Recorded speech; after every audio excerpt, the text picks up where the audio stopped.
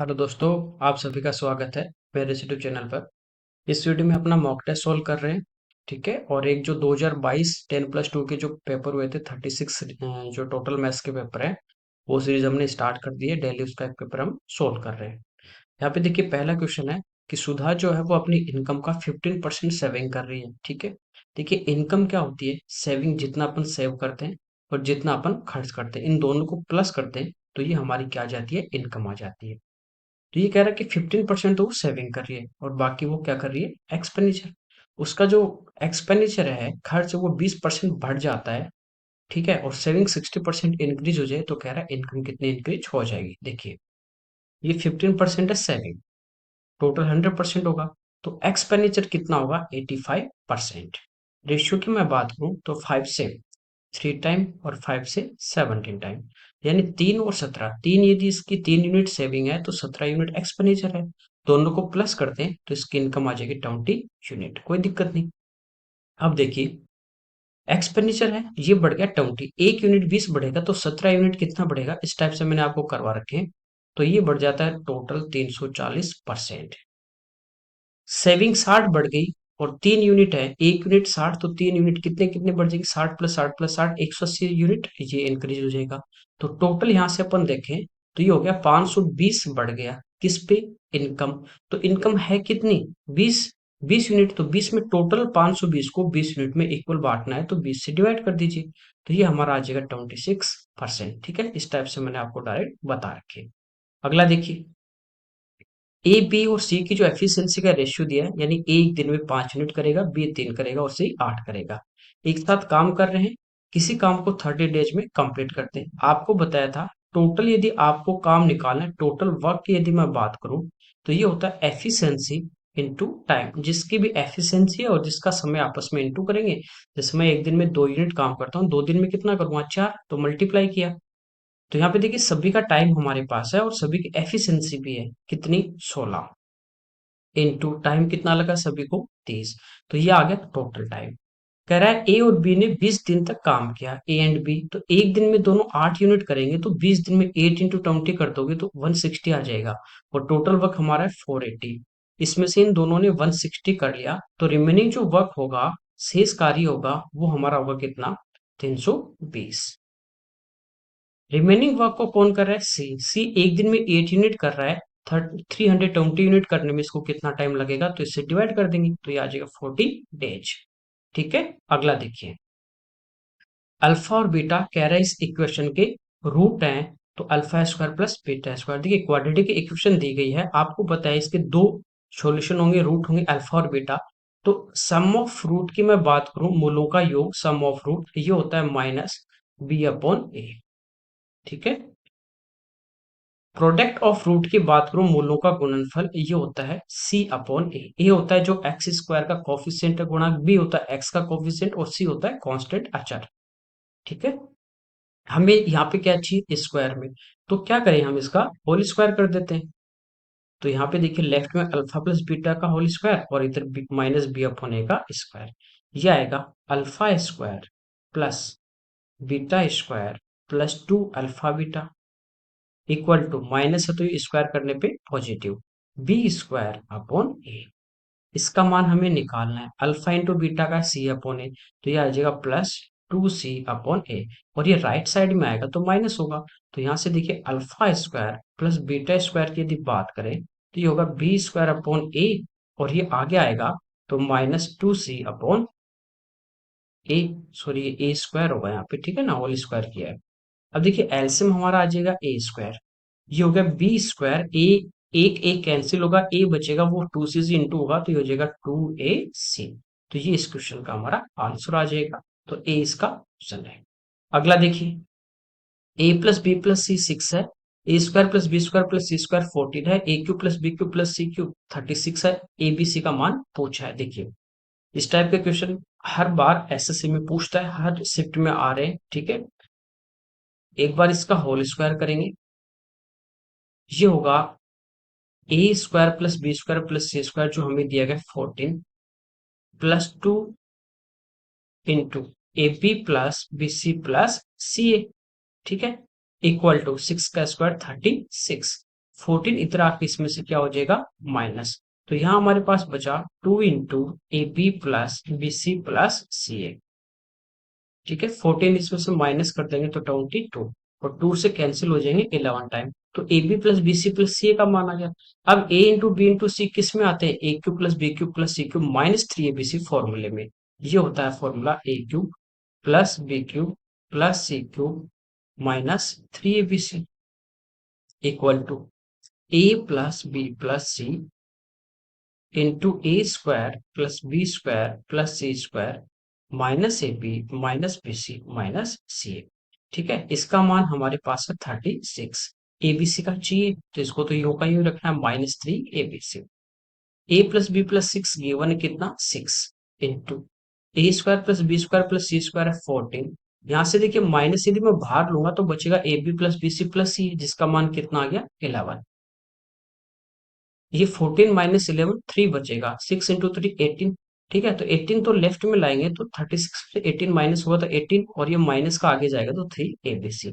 यहाँ से देखिए एबीसी की जो वैल्यू है वो कितनी आ जाएगी 6। तो ये इस क्वेश्चन का आंसर है। अगला देखिए, यहाँ पे कह रहा है the ratio of milk and water in a mixture is 2:1। If we add 12 liter of water in the mixture, then the ratio of milk and water become 4:3। देखिए मिल्क और वाटर का रेशियो हमें गिवन है यहाँ पे 2:1।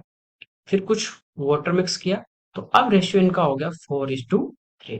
तो देखिए क्या मिक्स किया, वाटर। तो मैंने आपको मिक्सचर में पढ़ाया था, मिक्सचर में जो चीज ऐड कर रहे हैं उसको आपको नहीं छेड़ना, बाकी का रेशियो सेम होना चाहिए। तो मिल्क का यहाँ 2 है यहाँ 4, क्योंकि वाटर ऐड किया है तो ये तो सेम रहेगा, तो इसको 2 से इंटू कर देंगे दोनों साइड। ठीक है, मिल्क पहले भी 4 था अब भी 4 है। पहले वाटर 2 था अब 3 हो गया, तो रेशियो में कितना बढ़ा है 1 यूनिट। एक्चुअल में कितना बढ़ रहा है 12, तो 12 जो है वो 1 यूनिट की वैल्यू है। जो पूछा उससे मल्टीप्लाई करो। तो कह रहा है न्यू मिक्सचर के अंदर वाटर की क्वांटिटी। तो नए मिक्सचर में वो वाटर का रेशियो 3 है तो 3 से मल्टीप्लाई करेंगे तो ये आ जाएगा 36 लीटर। नेक्स्ट देखिए, यहाँ पे अगर एक वर्त त्रिभुज ई पी क्यू की भुजा पी क्यू को आर पे टच कर रहा है, और साइड जो एपी और एक्यू को क्रमशः बी और सी तक एक्सटेंड किया गया है, प्रोड्यूस किया गया है। ये जैसे हमारे पास एक ट्राइंगल है ए पी क्यू, इस एपी को आगे बढ़ा दिया और ए क्यू जो है इसको भी आगे बढ़ा दिया।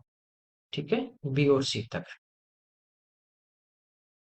इस टाइप से सर्कल होगा ये, थोड़ा ऐसे। तो यहाँ पे देखिए पीक्यू को ये टच कर रहा है आर पे, ठीक है, इस पॉइंट पे। और ये पॉइंट आपका मान लीजिए यहाँ पे ये टच जो हो रहा है ये यहाँ पे बी है, ठीक है, और यहाँ पे ये सी है। हमें कह रहा है एपी की जो ट्राइंगल है इसका पेरीमीटर यानी तीनों साइड का सम वो 30 है, तो एपी की लंबाई हमें पूछिए। देखिए ये P से R इस पे टेंजेंट है और P से B भी टेंजेंट है। ये यदि x है तो ये भी x, एक ही पॉइंट से सर्कल पे खींचे गए टेंजेंट आपस में इक्वल होंगे। ये यदि y है तो ये भी कितना होगा y होगा। अब देखिए पैरामीटर की बात करें तो पैरामीटर क्या होगा, तीनों साइड का सम होगा, तो वो होगा a से p प्लस p से q और प्लस q से a। ये हमें दिया गया कितना 30। अब p q की यदि बात करें तो इसको लिख सकते हैं P R plus R Q, P से आर प्लस आर से क्यू और प्लस क्यू लिख सकते हैं। ये कितना इसका पैरामीटर 30। अब जितना पी से आर है उतना ही पी से बी भी है, तो पी आर की जगह क्या लिख देंगे पी बी, तो ये होगा A P plus P B. R Q की जगह Q C plus Q A equal to 30। A P ये और प्लस पी बी टोटल हो गया कितना ए पी, तो ए बी प्लस ये हो जाएगा ए सी इक्वल टू 30।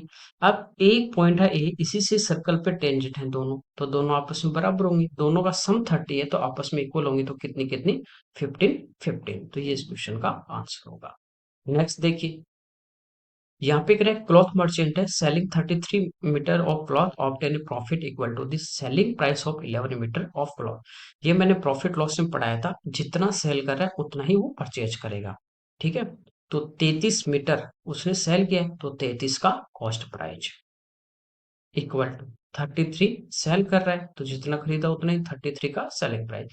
अब देखिए यदि प्रॉफिट हो रहा है तो सेलिंग प्राइस में से माइनस कर देंगे, तो प्रॉफिट कितना हो रहा है 11 का सेलिंग प्राइस, बस ये ध्यान रखना है कि जो प्रॉफिट है वो सेलिंग प्राइस में दिया है कॉस्ट में, तो ये माइनस दिया, ठीक है, ये दोनों क्या हो जाएंगे बराबर। तो यहाँ से देखिए 33 का सीपी इक्वल टू होगा 22 का एसपी। 11 से कैंसिल होगा 2 टाइम और ये 3 टाइम, यहाँ तक कोई दिक्कत नहीं।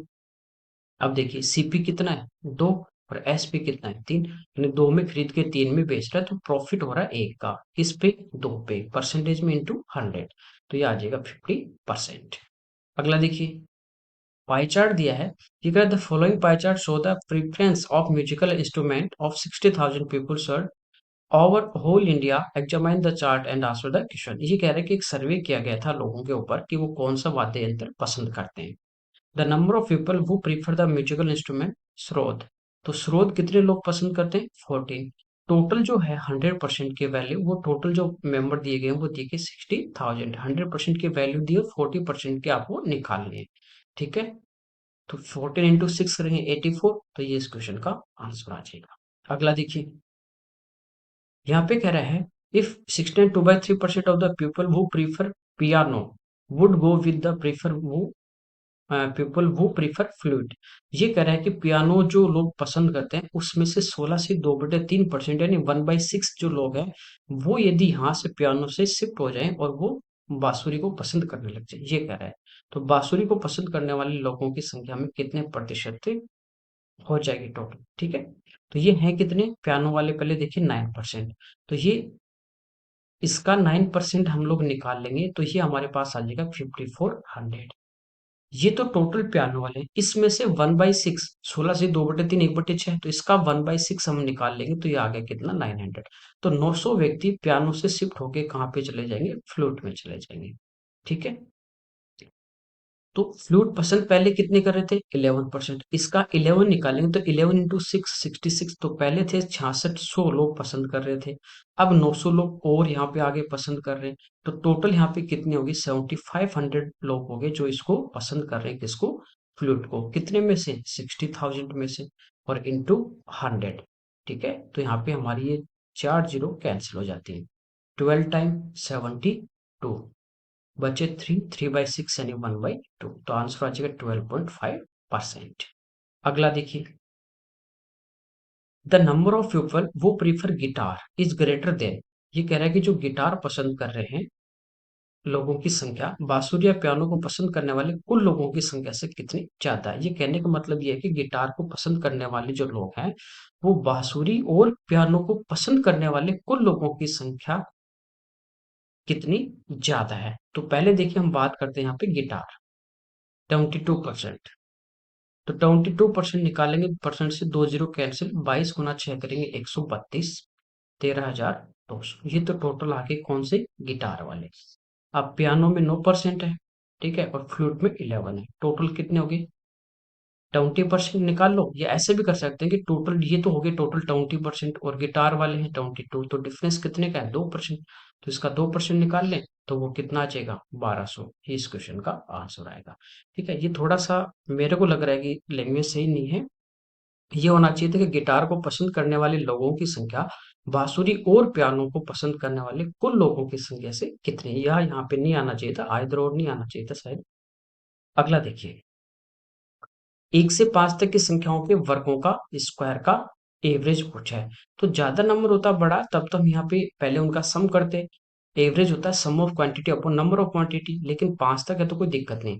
अदरवाइज जो स्क्वायर का फॉर्मूला एन इंटू, ठीक है, n+1 इंटू 2n+1/6, उससे हम सम निकालते हैं फिर 5 से डिवाइड करते हैं, लेकिन हम डायरेक्ट कर लेंगे 1, 2 का स्क्वायर 4, 3 का 9, 4 का 16 और 5 का 25, ये भी 25, ये भी 25, 50 और +5 55, और कितने नंबर है 5, तो एवरेज आ जाएगा कितना 11। अगला देखिए दिन के किसी समय में 5.5 मीटर एक हाइट का ट्री अपने पास है जिसकी हाइट है 5.4 मीटर और इसकी जो शेडो है छाया है उसकी लंबाई है 9 मीटर। कब की बात कर रहा है, दिन के एक फिक्स टाइम की बात कर रहा है, ठीक है, सर्टेन टाइम की। इसका मतलब क्या हुआ, जो एलिवेशन एंगल यहाँ पे यदि थीटा होगा सेम उसी टाइम दूसरी बिल्डिंग का भी सेम एंगल होगा एलिवेशन, ठीक है। तो यहाँ पे सिमिलरिटी हमेशा आपको यूज करनी है क्योंकि दो एंगल इक्वल है, तीसरा ऑटोमेटिक इक्वल हो जाएगा। तो यहाँ पे कह रहा है सेम टाइम पे एक खंभा जो है, पोल है, उसकी जो साइड है, उसकी जो लेंथ है वो है 13.5। तो हमें कह रहे हैं इस पोल की हाइट क्या होगी। तो इन दोनों का जो रेशियो वही इन दोनों का रेशियो होगा। ठीक है, पहले यहाँ पे फाइंड आउट कर लेते हैं। तो 9 से 1 टाइम और 9 से 0.6 पॉइंट हटाएंगे तो इधर 0 आ जाएगा। 2 से 5 टाइम और 2 से 3 टाइम। यदि ये 5 की वैल्यू है तो 3 की वैल्यू हमें फाइंड आउट करनी है। ठीक है, तो देखिए ये आ जाएगा 2.7 और इंटू 3, 27 गुना 3 81 यानी 8.1। ये इस क्वेश्चन का आंसर होगा। नेक्स्ट देखिए, ट्राइंगल एबीसी यहाँ पे दिया गया है, जिसमें कह रहा है एबी और एसी जो साइड है वो आपस में क्या है, इक्वल है। एबी और एसी, तो ये साइड और ये साइड आपस में इक्वल है। फिर कह रहा है बी ए को जो है वो डी तक प्रोड्यूस किया गया है। बी ए यानी बी से ए की तरफ, यहाँ तक इसको बढ़ा दिया डी तक। तो एसी और एडी जो है, ए से सी ये और ए से डी ये भी आपस में इक्वल है। पहले देखिए ये दोनों साइड इक्वल थी, तो इसके सामने का ये एंगल थीटा है, तो इसके सामने का ये भी कितना होगा, थीटा। डी और सी को मिला दे तो अब कह रहा है AC बराबर है AD। तो ये बाहर वाला जो ट्राइंगल है ना, रेड वाला, इस पे इसके सामने का ये एंगल यदि अल्फा, तो इसके सामने का ये भी अल्फा होगा। अब पूरे ट्राइंगल की बात करें अपन BCD की, जिसमें बी एंगल थीटा है, प्लस सी पे थीटा प्लस अल्फा है, और डी पे कितना, अल्फा। सभी का सम कितना होगा, 180 डिग्री। तो 2 theta plus 2 alpha equal to 180। 2 यहाँ से कॉमन आएगा तो थीटा प्लस अल्फा कितना आ जाएगा, 90 डिग्री। तो सी पे जो एंगल है टोटल वो है 90 डिग्री का। यही हमें पूछा है, तो इस क्वेश्चन का आंसर आ जाएगा डी। अगला देखिए, 4 सेंटीमीटर रेडियस का एक स्पेयर है जिसको मेल्ट किया गया, पिघलाया गया, और इससे 2 सेंटीमीटर रेडियस के छोटे जो स्पेयर है, स्मॉल, वो बनाए जाते हैं। तो नंबर पूछे, छोटे जो गोले बनेंगे उनकी संख्या क्या होगी। देखिए मैंने बता रखा आपको, जब भी एक शेप से दूसरी शेप बनाते हैं मेल्ट करके, तो टोटल वॉल्यूम इक्वल होगा। स्पेयर का जो वॉल्यूम होता है वो तो 4/3 पाई R क्यूब, आर यहाँ पे है बड़े वाले की रेडियस 4, इक्वल टू, मान लीजिए n छोटे गोले बनेंगे, तो एक गोले का जो वॉल्यूम होगा वो होगा 4/3 into pi R cube. Radius यहाँ पे कितनी है, 2। तो 4/3 पाई से तो ये अपना कैंसिल, 4 से 4 भी कैंसिल। ठीक है, 2 इंटू 2 4, तो 4 से ये 4 कैंसिल, और 2 से 4 2 टाइम, तो 4 इंटू 2, यानी हमारे इस क्वेश्चन का आंसर आ जाएगा कितना, ए। ठीक है, आगे देखिए, यहाँ पे कह रहा है कि 4096 रुपीज एक सम है, इसको 15% पर ईयर की रेट से 2.5 ईयर के लिए CI पे दिया जाता है। और यहाँ पे कंडीशन दी कि if the interest is compounded 10 monthly, जैसे हम पढ़ते हैं ना हाफ ईयरली, ठीक है, 3 मंथ से, 4 मंथ से। तो इसका सीधा से कॉन्सेप्ट बताया था मैंने जब आपको CI पढ़ाया था, इस टाइप के क्वेश्चन कराए थे क्लास में। होता क्या है कि एक साल में कितने महीने होते हैं, 12। जैसे 6 6 महीने से वो पे कर रहा है हाफ ईयरली, तो 12 को 6 से डिवाइड किया, कितना आ गया, 2। तो हम क्या करते हैं यहाँ पे कि जो भी हमारा टाइम होता है उसको हम डबल कर देते हैं। ठीक है, और जो रेट होती है उसको हम हाफ कर देते हैं। सीधा सा फंडा है। यहाँ पे देखिए, सबसे पहले टाइम कितना, एक साल में कितने महीने, 12। यहाँ कितने महीने से पेमेंट करेगा, हर 10 महीने से वो पेमेंट करेगा। ठीक है, तो डिवाइड बाई 10। टोटल यहाँ पे आप देखोगे कि ये हमारे पास जो भी आया है, कितना आ गया, 2 से 6 टाइम और 2 से 5 टाइम, तो ये आ गया 6/5। जैसे यहाँ पे कोफिशिएंट 2 आया था, यहाँ आ गया 6/5। तो जो रेट है ना उसको तो हम डिवाइड करेंगे, तो यहाँ से रेट हमारी कितनी आ जाएगी, 15/6, और 5 हमारा ऊपर। तो 3 से 5 टाइम, और सॉरी 3 से 2 टाइम और 3 से 5 टाइम। तो रेट यहाँ पे हो जाएगी 12.5%। टाइम की यदि हम लोग बात कर रहे हैं, टाइम, तो टाइम जो भी होगा उसको मल्टीप्लाई करेंगे। तो यहाँ पे देखिए 2.5 ईयर कर सकते हो, या इसको पूरे को आप मंथ्स में बदल सकते हो। ठीक है, या आप डायरेक्ट भी देख सकते हो, हर 10 महीने से पेमेंट करेगा, 2 साल में कितने महीने, 24, और आधे साल में 6, 24 और 6 30। तो 10 10 के कितने अपने पास गैप बन गए, 3। तो टाइम आप डायरेक्ट भी देख सकते हो, कितना, 3 आ जाएगा। या फिर आप इस टाइप से टी की जगह आप कितना रखोगे, 30, और इंटू कर दो 6/5 से, कैसे भी कर लीजिए। ठीक है, अब देखिए 4096 रुपीज है। पहले साल का जो CI और SI होता है वो इक्वल होगा। तो इसकी मैं बात करूं, ये पहले इसको थोड़ा सा सोल्व कर लेते हैं। परसेंट हटाएंगे तो नीचे क्या आ जाएगा, 125 से 4 टाइम, तो ये आ गया 1/8। ठीक है, तो 4096 जो है उसका पहले साल कितना मिलेगा, 1/8 मिलेगा। तो ये हमारे पास देखिए कितना आ जाता है 512। तो पहले साल का सीआई एसआई दोनों इक्वल कितना 512। सेकेंड ईयर इस प्रिंसिपल पे मिलेगा कितना 1/8। ठीक है। और जो पहले ब्याज मिल चुका इसका भी 1/8, तो 512 का क्यूब है ना, तो इसका 1/8 करोगे, 512 का 1/8, तो ये कितना आ जाएगा, क्यूब है तो एक 8 का भाग दोगे तो बचेगा स्क्वायर यानी 64। तीसरे साल प्रिंसिपल का 1/8 यानी 512, और इस 512 का ब्याज 64, इस 512 का ब्याज 64, और इस 64 पे भी ब्याज मिलेगा, ब्याज पे ब्याज, यही तो सीआई है, तो इसका 1/8 यानी 8। ये हमारे पास टोटल सीआई आ जाएगा। तो 512 512 है, इसका 3 टाइम करेंगे, 3 गुना, क्योंकि प्लस करना है ना, 3 से गुना कर दे, तो ये हो जाएगा हमारे पास 1536। 64 का 3 टाइम करेंगे, ठीक है, तो ये आ गया 192, और ये 8, इन सबको हम प्लस कर लेते हैं। ये तो हमारे पास हो गया 61, ठीक है, तो ये 13 आएगा, सॉरी 1, तो ये आ जाएगा 1736। ये इस क्वेश्चन का हमारा आंसर होगा। ठीक है। अगला देखिए, कह रहा है कोई नंबर है उसको जब 280 से डिवाइड करते हैं तो रिमाइंडर जो आ रहा है वो 1/5 आ रहा है। उसी नंबर को 35 से डिवाइड करें तो रिमाइंडर क्या आएगा।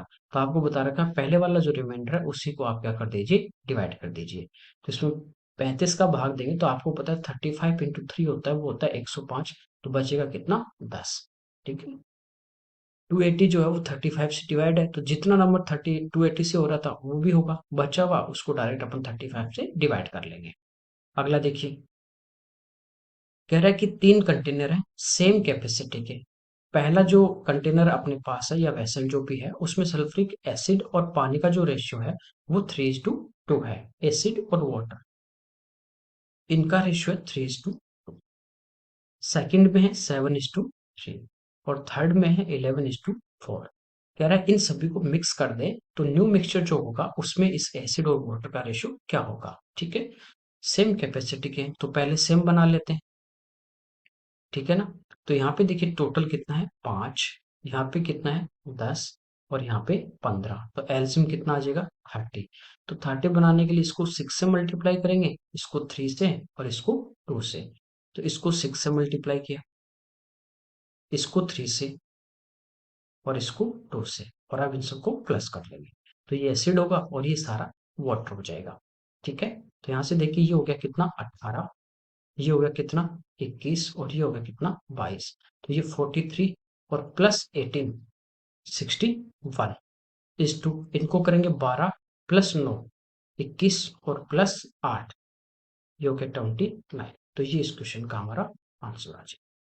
आगे देखिए, कह रहा है एक आदमी जो है वो एक वस्तु को 15% लाभ पे बेचता है, यदि उसको 10% कम पे परचेज करे और 4 रुपीज कम पे सेल करे तो उसको 25% का प्रॉफिट होगा। ठीक है। उसका कॉस्ट प्राइस हमें पूछा है। देखिए कॉस्ट प्राइस की यदि बात करते हैं, हमने मान लिया कि उस आर्टिकल का जो कॉस्ट प्राइस था वो कितना था 100। अब मैंने बताया था प्रॉफिट लॉस में कि इस टाइप के आपको जब भी लाइन दे कि इतने रुपए कम या ज्यादा, उसको एक बार भूल जाओ, पहले हम परसेंटेज को लेके चलेंगे। तो पहले 15 का लाभ होगा तो कितने में सेल करेगा 1/5। नेक्स्ट टाइम 10% कम में परचेज की तो पहले वाले से कम में, यानी 100 का 10% 10 होगा, तो कितने में परचेज करेगा 90 में। ठीक है। अब ये जो यहाँ पे लाइन दी ना 4 रुपीज, इसको एक बार भूल जाओ। तो अब 90 में जब परचेज करता है तो इसको 25% का प्रॉफिट। ठीक है। तो ये हम फाइंड कर लेते हैं।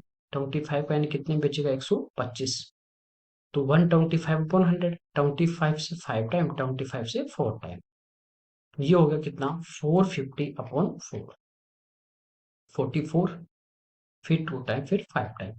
अब सेल करेगा 112.5 में, पहले कर रहा था 115 में, तो कितने का डिफरेंस है 2.5 का।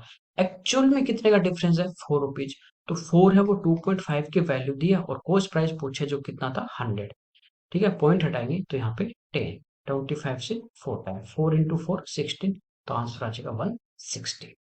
अगला देखिए, यहाँ पे देखिए कह रहा है कि एक फिगर हमें दिया गया है, ए बी कह रहा है इसका डायमीटर ओ इसका सेंटर है, ए ओ ए ये 150 है, और ये हमें दिया डी ए ओ 51। हमें पूछा सी बी ए, ये वाला एंगल निकालना है। चलिए, ये जो आप देख रहे हो ओ से ए रेडियस है, और ओ से बी ये भी रेडियस है, तो इसके सामने का ये एंगल और इसके सामने का ये एंगल दोनों इक्वल होंगे।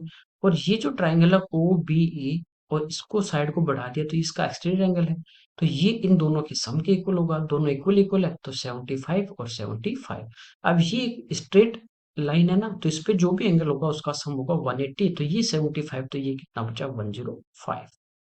अगला देखिए, दो कैंडल है सेम हाइट की है, are lighted at the same time, एक समय उनको जलाया जाता है, the first is consumed in 7 hour, पहले 7 घंटे में जलती है पूरी और दूसरी जलती है 3 घंटे में पूरी। Assuming that the candle burn at constant rate, वो एक फिक्स निश्चित दर से जल रही है, in how many hours after being lighted the ratio between the first and second candle become 3 और 1 का, कह रहे कितने घंटे के बाद मोमबत्ती की जो ऊंचाई वो 3 और 1 के अनुपात में रह जाएगी। इसको देखिए टाइम एंड स्पीड वाले कॉन्सेप्ट यदि आप समझेंगे और सोचेंगे तो इस क्वेश्चन में कुछ भी नहीं है, ठीक है, रत्ती भर भी नहीं है। यहाँ पे देखिए सेम हाइट है दोनों की, हाइट नहीं दी है, हम हाइट मान लेते हैं, एक 7 घंटे जलती है और एक 3 घंटे, तो 7 और 3 का एलसीएम मैं लेता हूँ यहाँ पे, 7 और 3 का एलसीएम कितना आ जाएगा 21। मान लीजिए इनकी जो लेंथ है ना वो 21 सेंटीमीटर है, मीटर में मान लो कुछ भी मान लो आप, ये एक्स मान के भी कर सकते हो, तो इनकी लेंथ हमने मान ली कि 21 सेंटीमीटर, दोनों की इक्वल है 21 21।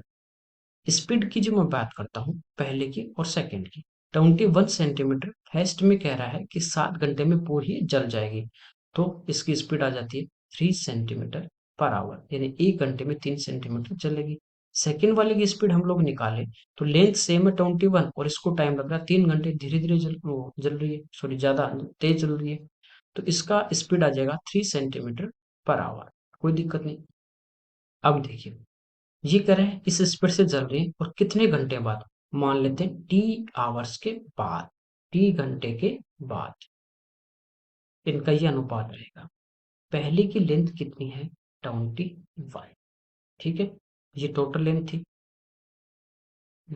ये दूरी की बात करें, जलना या चलना इस टाइप से सोचिए, जैसे मैं कहूँगी स्पीड है इसकी 3 और T घंटे में कितना चलेगा, तो हम दूरी तो निकाल रहे, दूरी क्या होती है 4 गुना समय, तो पहले की स्पीड है 3 और T घंटे यानी इसको टाइम से मल्टीप्लाई करेंगे T आवर्स, तो आवर से आवर कैंसिल हो जाता है, यहाँ पे बचेगा कितना 3T, तो 3T ये चल चुकी है जल चुकी है, बात एक ही है, तो रिमेनिंग कितनी बचेगी इसकी हाइट, ये दूसरी की लेंथ थी 21, ये T आवर में कितना जलेगी 70, यही बची रिमेनिंग। अब इनका रेशियो आ गया 3:1 का, क्रॉस मल्टीप्लाई कर दीजिए बस, 21 - 3T इक्वल टू 63 - 21T, 21 इधर आ जाएगा, बचा कितना 18T इक्वल टू 21 आगे जाके -2 42, 6 से 3 टाइम और 6 से 7, तो T की बात करें तो 7/3 डिवाइड करेंगे 2 टाइम, यानी 2 बार जाएगा, 2 आवर्स, बचा कितना 1/3, 1/3, तो ये कितना हो जाएगा 20 मिनट, तो आंसर आ जाएगा 2 घंटे 20 मिनट। सिंपल सा स्पीड वाले से आपको इसको करना है, एक निश्चित दूरी मान ली हमने, ठीक है, और टाइम था तो स्पीड आ गई, और स्पीड आ गई तो उसके बाद कुछ बचा ही नहीं आपके पास, T घंटे मान लिया तो वहां से तो जितनी दूरी वो कंप्लीट कर लेते हैं वो उसमें से घटा देंगे। अगला देखिए, सुरभि कह रहा है अपनी इनकम का 75% एक्सपेंडिचर यहाँ पे दिया गया है, ठीक है, एक्सपेंडिचर 75% है तो उसकी सेविंग कितनी होगी, तो सेविंग होगी 25। रेशियो की बात करें तो 3:1, यानी उसकी इनकम जो होगी वो कितनी होगी टोटल 4 यूनिट, ठीक है, पहले भी किया था सेम वैसे करेंगे। उसकी जो सेविंग है वो 1% कम हो गई और इनकम में वो 20% बढ़ गई, तो 4 यूनिट वो इनकम हो उसकी, जैसे मान लीजिए 4 यूनिट, तो एक यूनिट 20% बढ़ी, दूसरी 20, तीसरी 20, चौथी भी 20, तो टोटल कितना इंक्रीज होगी 20 × 4 80, तो उसकी जो टोटल इनकम है ये इंक्रीज हो जाती है 80%, ठीक है। सेविंग 1 यूनिट थी, और ये 1% कम हो गई तो ये हो गई -1, ठीक है। अब थोड़ा सा समझना कि 80% इनकम इंक्रीज हुई है तो ये माइनस वाला भी पहले बैलेंस बैलेंस हुआ, प्लस में हुआ, फिर 80 हुआ, यानी एक्सपेंडिचर टोटल कितना इंक्रीज हुआ होगा 81%, तभी तो दोनों को प्लस किया तो 80 बचा। ये कितने यूनिट पे है 3 पे, तो 1 यूनिट पे कितने इंक्रीज हुआ इसको 3 से डिवाइड, तो आंसर आ जाएगा 27%। ओके, आगे देखिए, एक शॉपकीपर 120 क्विंटल यहाँ पे गेहूं परचेज करता है, 20% जो उसका क्वांटिटी है वो 25% लॉस पे, पूरे लेन देन में उसको 25% का प्रॉफिट, तो रिमेनिंग कह रहा है कितने प्रतिशत लाभ पे उसने सेल की, ठीक है। देखिए, आप इसको फ्रैक्शन से भी कर सकते हैं, आप इसको एलिगेशन से भी कर सकते हैं, बेसिक से भी कर सकते हैं, जैसे आपकी इच्छा वैसे इसको कर सकते हैं, ठीक है। 20% की बात करें तो ये 1/5, इस पे लॉस कितना 25, तो माइनस, ठीक है। फिर रिमेनिंग पे प्रॉफिट, रिमेनिंग कितना फ्रैक्शन में टोटल 1, तो 5 में से गया 4, तो रिमेनिंग 4/5, इस पे मान लीजिए एक्स का लाभ। तो इनको प्लस माइनस कर देंगे तो टोटल पे प्रॉफिट आ जाएगा, वो कितना दिया 25 दिया है, ठीक है। कोई दिक्कत नहीं, ये माइनस का 5 है, आगे जाके प्लस हो जाएगा। तो 4/5 इंटू एक्स इक्वल टू आ जाता है 30, 5 इधर आके मल्टीप्लाई 154 ये भाई, ठीक है। ये हमारे पास किसका मान आ जाता है, यहाँ से एक्स का मान आ जाता है 37.1/2%। आगे देखिए, 2 tan 30/1 - tan² 30, देखिए 30 डिग्री की वैल्यू रख दो, ये आपको पता होगा कि 2 tan θ/1 - tan² θ, ये होता है tan 2 θ का फॉर्मूला। थीटा इज 30, 30×2 = 60, tan 60 होता है √3। आगे देखिए, यहाँ पे वर्ताकार लंबवर्तीय बेलन दिया गया है सिलेंड्रिक। एक बर्तन में कह रहा है कुछ यहाँ पे ऑयल भरा हुआ है, बर्तन के आधार का जो रेडियस है अर्ध व्यास यानी 6 सेंटीमीटर है, 3 सेंटीमीटर डायमीटर वाली कुछ लोहे की यहाँ पे गोली जो है स्पेयर, वो तेल में डुबोई जाती है। तो कह रहा है कि बर्तन में तेल की सतह 2 सेंटीमीटर ऊपर उठेगी, तो यहाँ पे डूबे हुए लोहे की गोली की संख्या है। जैसे एक को मेल्ट करके दूसरी शेप बनाते हैं तो वॉल्यूम इक्वल होता है, यहाँ पे भी सेम वही कॉन्सेप्ट है कि एक अपने पास बर्तन था, ठीक है, या फ्लास्क था, उसमें जैसे अपन एक उसमें बोल डालेंगे ना, जितना बोल का वॉल्यूम होगा उतना ही उसका वॉल्यूम ऊपर बढ़ जाएगा, ठीक है। देखिए समझिए, ये जैसे अपने पास पहले एक सिलेंडर था लंबवर्ती, ठीक है, इसमें मान लीजिए यहाँ तक तेल या पानी जो भी है वो भरा हुआ है, यहाँ तक इसमें भरा हुआ है। तो ये भी तो एक सिलेंडर ही है, ठीक है, ये वाला छोटे वाला, ये भरा हुआ था यहाँ तक पानी का, तो ये एक सिलेंडर तो है। अब जैसे ही इसमें यहाँ पे इसमें बोल डाल देंगे, इसमें कुछ बोल डाल दी, ठीक है, तो इसका स्तर मान लीजिए यहाँ तक आ गया, बढ़ गया। तो ये बीच वाला जो पार्ट होगा ना, ये भी तो एक क्या बना अपने पास, सिलेंडर ही बना। तो जितना बोल का वॉल्यूम होगा उतना ही इसका बढ़ जाएगा। तो 3 सेंटीमीटर डायमीटर कुछ लोहे के, मान ले एन जो गोली थी, एन डाली, हमें नहीं पता, हमें ये फाइंड आउट करना है। तो एक स्पेयर का जो वॉल्यूम होता है वो होता है 4/3 πr3, तो रेडियस कितनी यहाँ पे 3/2, टोटल ये वॉल्यूम होगा। और जितना इनकी वजह से जितना बेलन का सिलेंडर का बढ़ा है वो इनके इक्वल होगा। सिलेंडर का वॉल्यूम क्या होता है, पाई आर स्क्वायर कितना 6, और इंटू एच कितने, ये जो हाइट है ये कितनी दी गई हमें 2 सेंटीमीटर, तो इंटू 2, तो पाई से पाई हमारा यहाँ पे कैंसिल, 3 से 3 कैंसिल, 2 × 2 4 से 4 कैंसिल, ठीक है। 3 से 2 टाइम, फिर 3 से 2 टाइम, तो ये 2 का क्यूब 8, और 2 इधर चला जाएगा तो 8 दूनी 16, तो एन का मान आ जाएगा यहाँ पे 16। आगे देखिए, एक तार है जिसकी, एक तार 42 सेंटीमीटर रेडियस वाले वर्त के आकार का है, ठीक है, यानी ये सर्कल है और इसके जो रेडियस है ये है 42 सेंटीमीटर। तो कह रहा है इसे मोड़कर एक वृत्त बना दे, स्क्वायर। देखिए, एक वॉल्यूम की जब भी बात करता है, एक शेप को दूसरे मेल्ट करता है तो वॉल्यूम इक्वल होगा, और एक फिगर से दूसरी बनाता है तार वगैरह को सीधा करके मोड़ के, तो हमेशा पैरामीटर इक्वल रहेगा। तो इसका हम पहले सरकमफ्रेंस निकाल लें, पैरामीटर 2πr, ठीक है।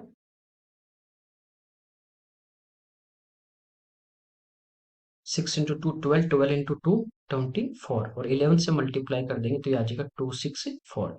तो ये जो सरकमफ्रेंस आई सेम जो स्क्वायर बनाएंगे, क्योंकि तार तो वही है तो इसकी लंबाई भी ये रहेगी, तो ये होती है 4 × साइड, तो 4 से यहाँ पे डिवाइड कर दोगे तो ये कितना आ जाएगा 66, तो इसकी साइड आ जाएगी, साइड ही हमें फाइंड आउट करनी है, तो ये आ जाएगी 66 सेंटीमीटर। आगे देखिए, देखिए पिछला जो मॉक था उसमें पिरामिड का क्वेश्चन था, तो सचिन ने कमेंट भी किया था कि सर उसकी पिरामिड की हाइट कैसे आई है, तो वो मैं आपको एक बार दोबारा यहाँ पे बता दे। देखिए, यहाँ पे बेस हमें दिया गया था स्क्वायर का, कि पिरामिड जो है उसका जो बेस है ना, वो हमें दिया गया था स्क्वायर का। स्क्वायर है तो प्रत्येक साइड इक्वल होगी, और ये साइड हमारे पास कितनी थी, 8 थी। आप इसको थोड़ा सा 3D टाइप में सोचिए, जिस जिस रूम में आप बैठे हैं उसका जो फर्श है, उस फर्श के जो चारों कोने हैं उसको ऊपर टॉप में जो बीच में पंखा होता है, बीच में जो पॉइंट है वहां से उनके फर्श के चारों कोनों को अपन बांध दे रस्सी से। तो वो एक हमारे पास क्या बनेगा, पिरामिड बनेगा। ठीक है। जैसे ये ऊपर एक यहाँ पे फैन है, यहाँ पे पॉइंट है इसका मिड पॉइंट, इसके चारों कोनों से इसको बांध देंगे इस टाइप से। तो ये हमारे पास एक क्या बन जाता है, पिरामिड बन जाता है। ठीक है। यहाँ तो कोई दिक्कत नहीं थी। ये जो स्क्वायर का मिड पॉइंट होगा, स्क्वायर का मिड पॉइंट, ठीक है, जहां पे दोनों डायगोनल क्रॉस करेंगे, या मिड पॉइंट जो होगा ये इस साइड का क्या होगा, हाफ होगा। तो इसको अपन ऊपर पॉइंट से मिला देंगे तो ये इसकी क्या होती है, हाइट। जैसे मैंने बताया कि फर्श था, उसके चारों कोने थे, उसको अपने ऊपर पंखे से बांध दिया। अब बीचों बीच पंखा है, उस पंखे से एकदम नीचे फर्श के बीचों बीच अपन सीधी यदि यूं पाइप खड़ा कर दे, तो ये एक क्या होगा, इस तल के साथ क्या बनेगा, 90 डिग्री का एंगल बनेगा। तो ये 90 डिग्री का बनाएगा, तो ये इसकी क्या होगी, हाइट होगी। तो ये हाइट हमें यहाँ पे फाइंड आउट करनी थी। अब ये पूरी साइड 8 है, तो आपको पता है ये आधी जो होगी वो कितनी हो जाएगी, यहाँ पे 4। यहाँ तक भी कोई दिक्कत नहीं। फिर इसने कहा था कि इस टाइप से ये आपके पास एक स्क्वायर है, और जितने भी ये बाकी त्रिभुजाकार जो फलक बनेंगे, फेस बनेंगे, जैसे मैं इसको यहाँ पे दोनों पॉइंट को मिला दूं, तो ये एक अपने पास क्या बनेगा, ट्राइंगल। ठीक है। या ये इस टाइप से स्क्वायर था, और ये पॉइंट को अपन इस टाइप से इन दोनों पॉइंट से मिला दें, तो ये भी एक क्या बनेगा, स्क्वायर। तो 4 यहाँ पे स्क्वायर बनते। कह रहा है प्रत्येक का जो एरिया था वो 20 था। तो एरिया यहाँ पे दिया था ट्राइंगल का, ट्राइंगल का एरिया होता है 1/2 इंटू बेस। तो जो भी ये ट्राइंगल बनेगा उनका बेस तो ये स्क्वायर की साइड ही होगी, कोई सा भी आप ले लीजिए।